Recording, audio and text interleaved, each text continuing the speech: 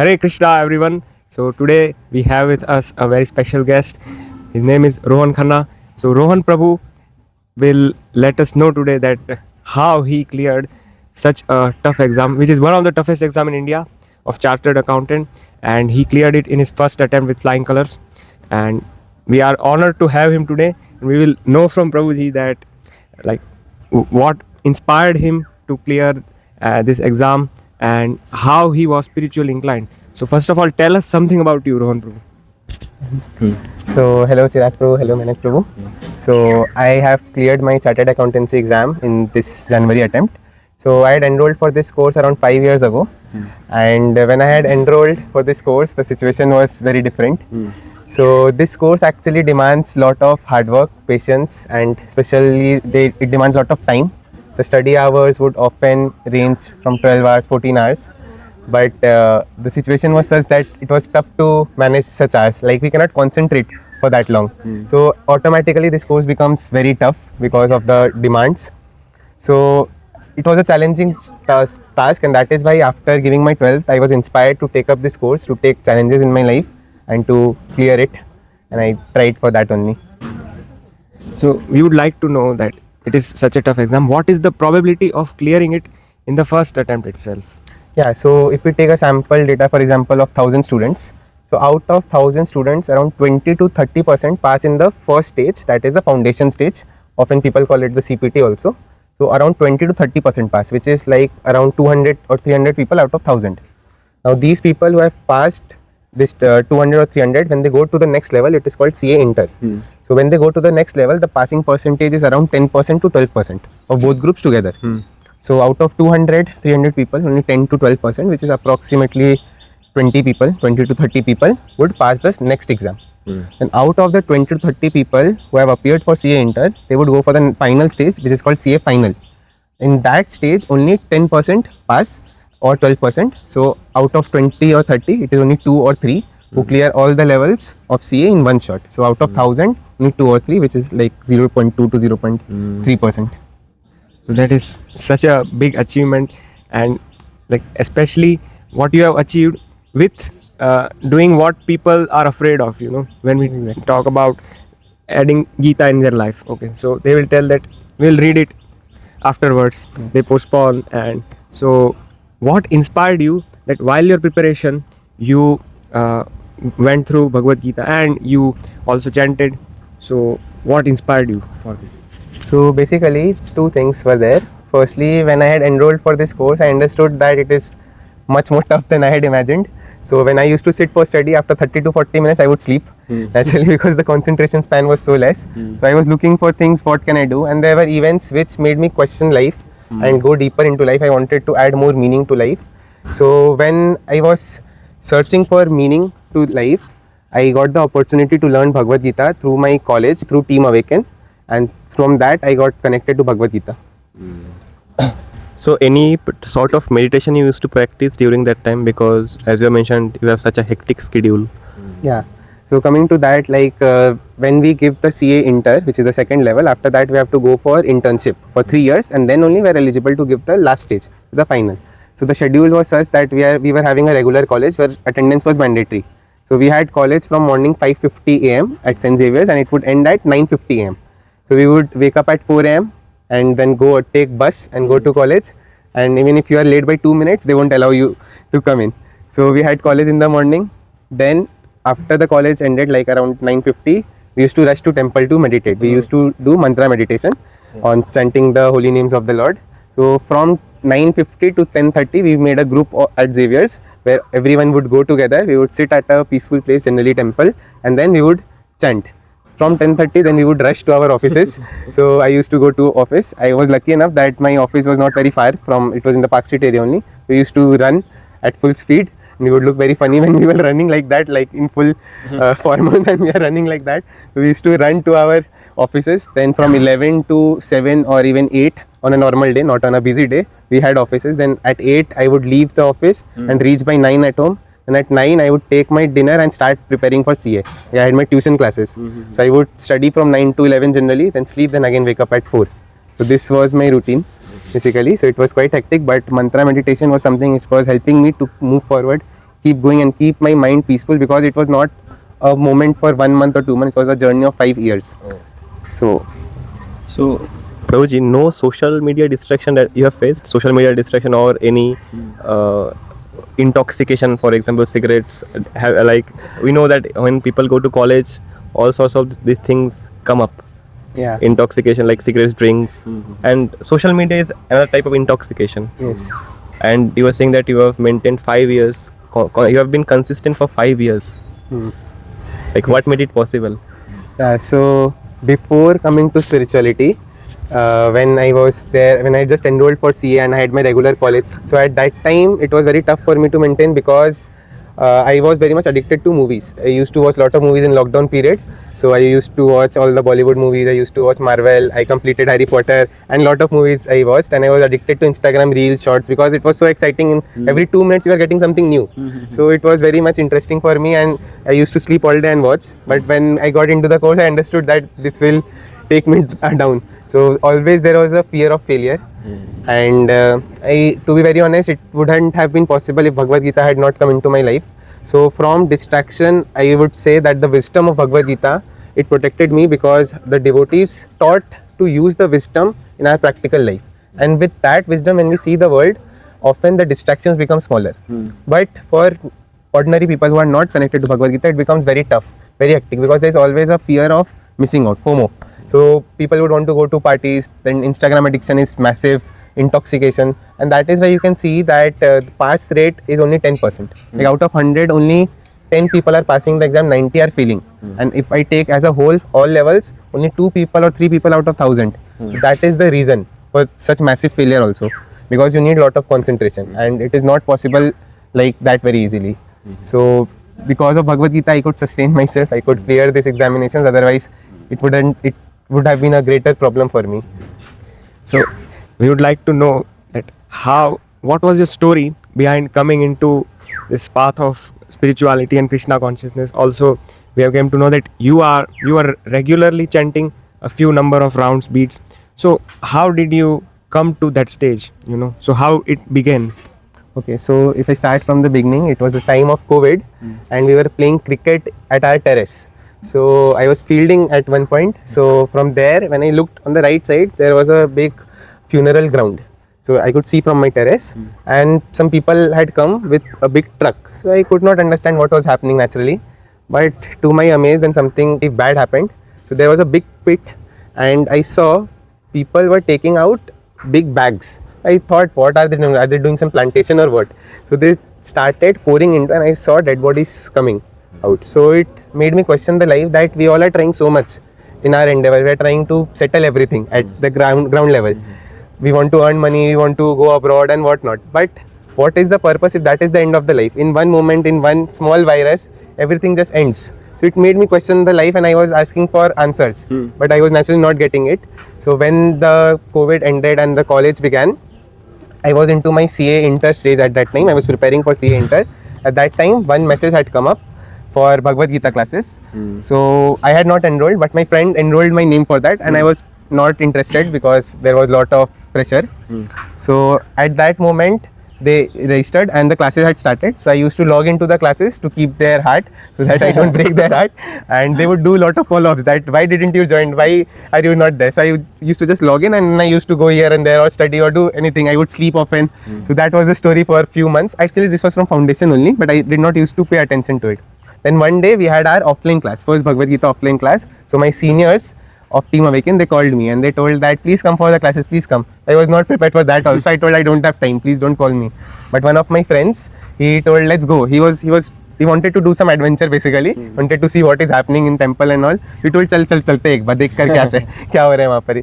So we went there, but as we entered and the first class when we attended, it automatically started the questions, answering the questions which I had at the time of COVID, and I felt so much inclined towards it that I wanted to go deeper and I wanted to know more. So after that we started coming regularly. So Rohan, Prabhuji, you have mentioned that you find Bhagavad Gita useful, but often we have heard that since it has been written or spoken 5,000 years ago, it is impractical for now, for this period. it is not applicable. Many people say about that, say things like that. But you were saying that you have got benefited. Can you cite some examples how it benefited you? So multiple times it has benefited me. Firstly, it is not just a religious, social or a philosophical book. It is like a proper manual to guide. Like when we buy anything, we see the manual first. So if for small electronic gadgets there is a manual, why can't there be manual for life? So Bhagavad Gita is that manual for life at the first place.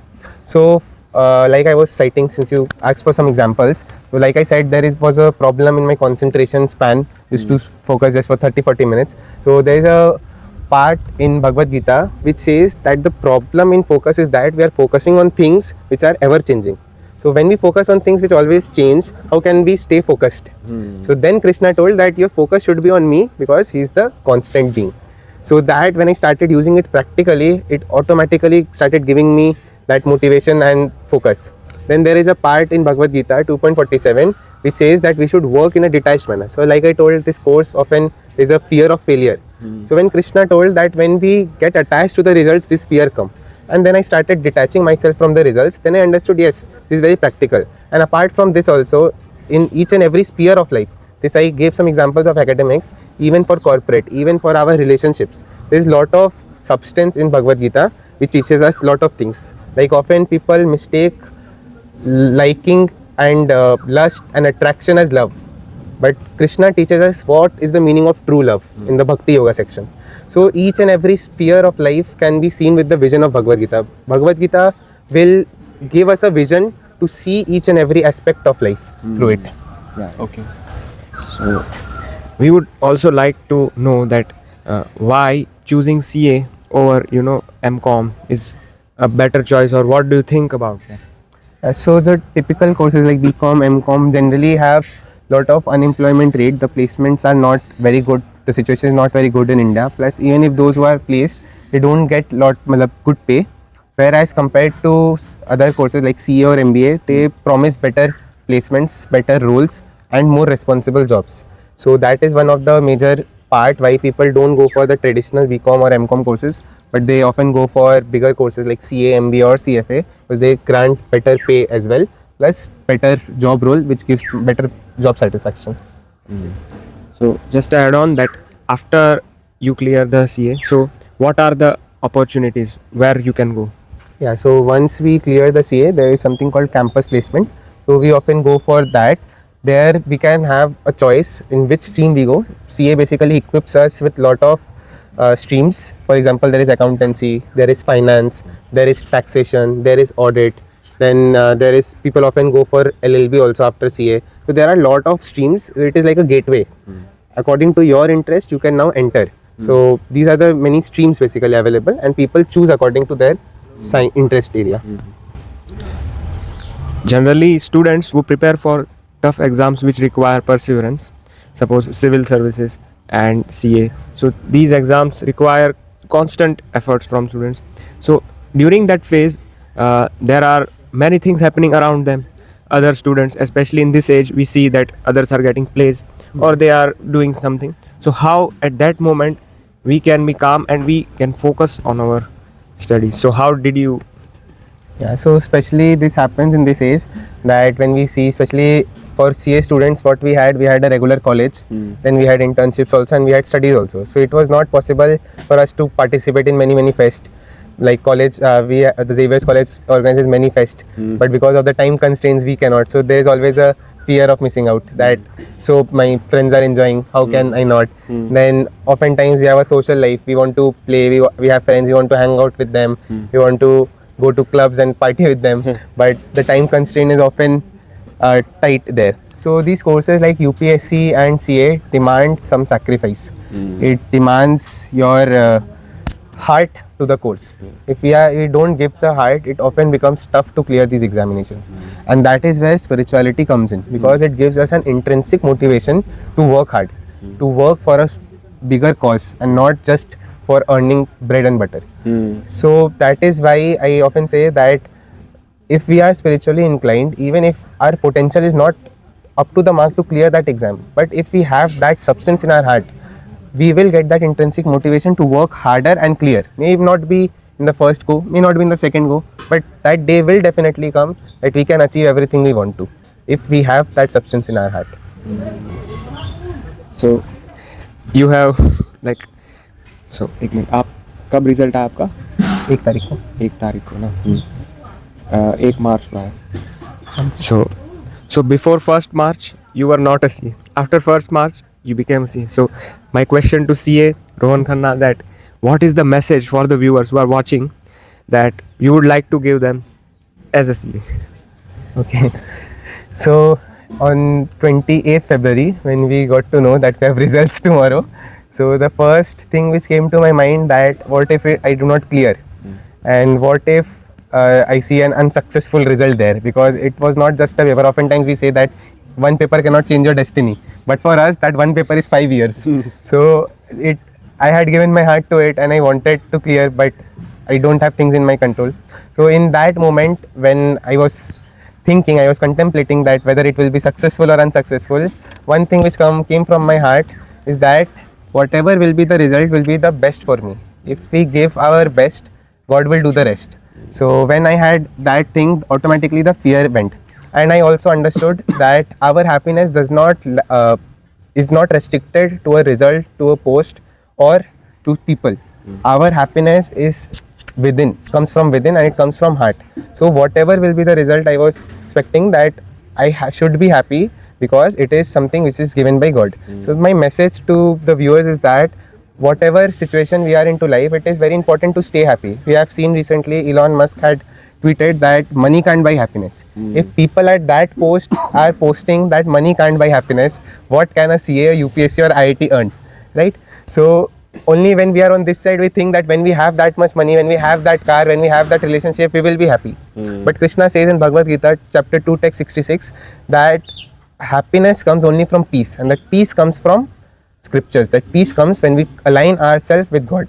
So it is very important that we take spiritual practice in our life. Oftentimes it is difficult for us to manage, but if we have that desire, the path will come.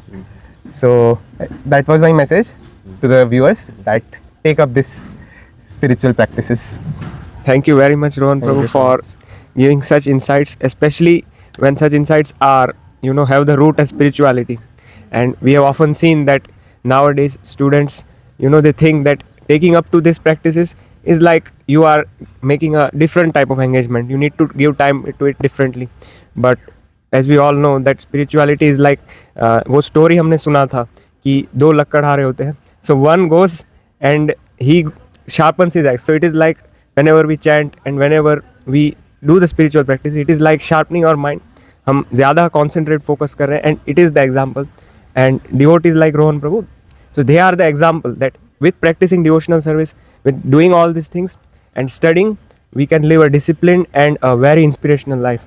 So thank you very much, Prabhu. And Maina Prabhu, please add. Yeah, so I want to add just one thing, that today is actually Gaur Purnima or Dol Purnima, and we are at Sri Gokul Dham discussing about Rohan Prabhuji's success and spirituality. So Gaur Purnima is the Abhirbhav Tithi of Sri Chaitanya Mahaprabhu, who actually taught us about chanting in this Kali Yuga. So as you will go through the podcast, you will understand that how chanting has benefited Rohan Prabhuji, and many of us are also getting benefited from it. So apart from your work which you do for your earning or for maintaining your family, we should also take to this Sankirtan movement that has been preached by Sri Chaitanya Mahaprabhu, because earning or maintaining your family doesn't it is like maintaining your body, it is not maintaining your soul, right? So earning or money can heal your body but not your soul. So like in this day, so we should all go for chanting this holy name, and we should also preach about this chanting to each and everyone, how we benefited from it. So yeah, that's all. Thank you, Rohan Prabhuji, and thank you, so Chirag much. Prabhuji. Hare Krishna. Hare Krishna.